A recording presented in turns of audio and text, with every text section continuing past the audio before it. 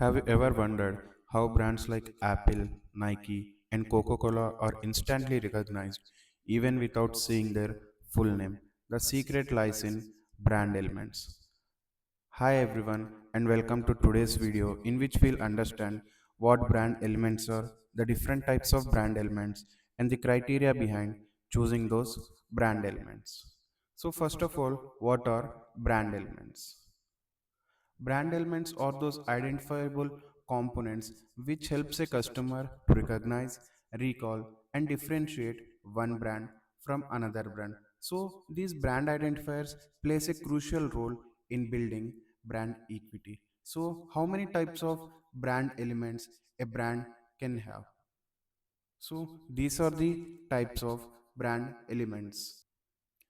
They are brand name, logo, tagline or a slogan, jingle or sound mark, color palette, typography, mascot, or a character. So, in the next slides, we'll discuss each and every brand element in depth with few examples. So the first one is the brand name. So what is a brand name? So a brand name is the most fundamental element of a brand which is easily spoken and a written identity of a brand. For example, Apple, which is very simple, unique and memorable. Another example is Nike, which is short, powerful and global. Next, the second one is a logo. So, a logo is a visible symbol that represents a brand. It can be a symbol, wordmark, or a combination of words. For example, some of the famous logos are Nike shoes, McDonald's golden arches, and Apple's button logo. And the next one, so these are the visual representations of McDonald's logo and Google's logo. And the next one is a tagline or a slogan. So, a tagline is a short phrase which communicates the core message of a brand to the customer.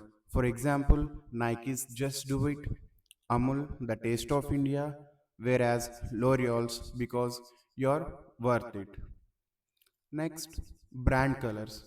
So, brands plays a psychological role in branding in the minds of a customer. So various brands use specific colors to convey emotion. So some of the famous colors used by brands are red, which is used by Coca-Cola and Netflix, which represents energy and excitement.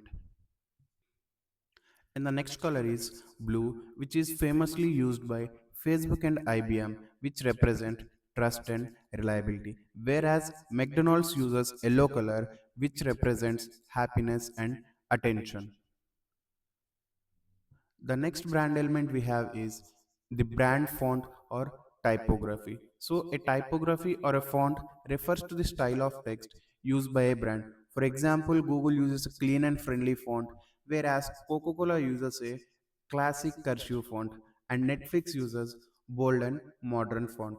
So these are the examples of Netflix and Coca-Cola brand font or photography.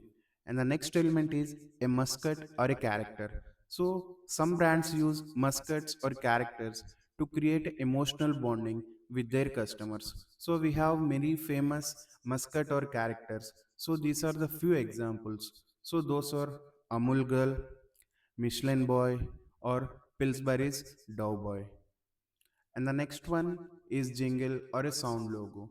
A jingle or sound logo is an audio brand element which is used by most of the brands. For example, Airtel's tune, Intel's ding sound, or a Britannia jingle.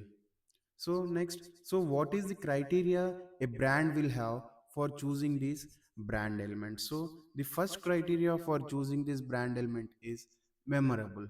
So whatever the brand elements are being chosen by a brand, it should be memorable, which means it should be easily rememberable by the customer. So it should be easily recalled by the customer, and there should be no complex or confusing elements in the brand.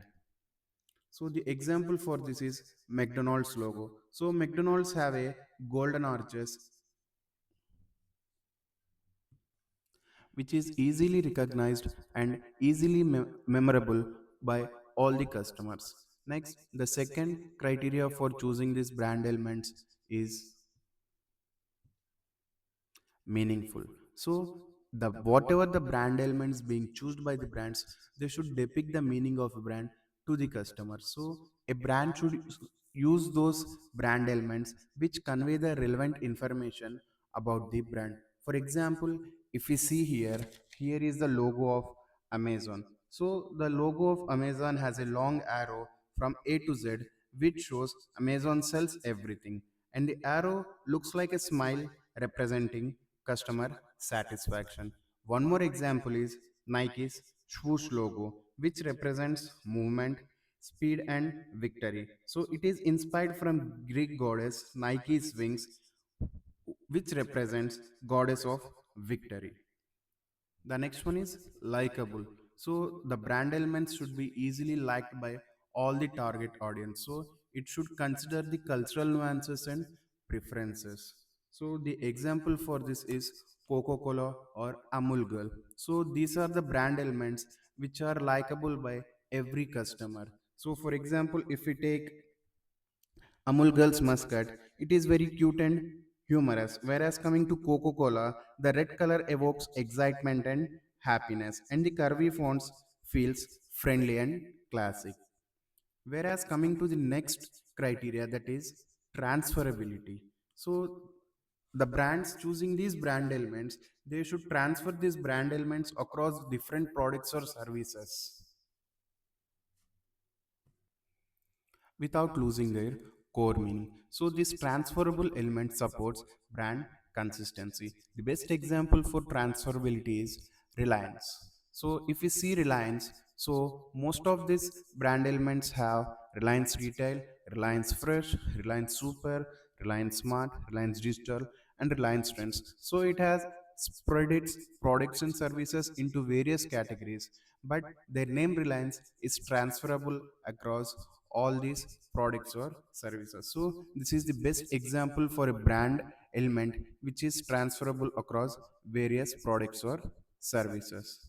The next one is adaptable. So the brand element should be adaptable according to the changing trends and market dynamics. So the best example for adaptableness is Google. So Google uses various doodles and in their name according to different cultures, events, and this. So here if you can see examples like, so October 11, 2025 celebrating Italy. So Google made its name using the breakfast Italy, and these are a few other examples like learning about DNA and learning about photosynthesis. And coming to the last criteria, that is it should be protectable. So the brand elements chosen by the brand for their branding, it should be protectable at any cost. So they should evaluate the legal and competitive aspects of those brand elements, and they should choose those brand elements that can be legally protected. For example, it can be a trademark, it can be a patent, or it can be a logo or something. So protectable element safeguards the brand from imitation. For example, Google's button logo or Intel's jingle sound. So these are the criterias a brand have for choosing these brand elements. So to conclude, brand elements are not just design components but strategic tools that shape how customers perceive a brand. A strong combination of brand elements helps a brand stand out, stay memorable, and build long-lasting relationship with customers. If you found this video useful, don't forget to like, share, and subscribe. For more such informational videos, stay connected and thank you.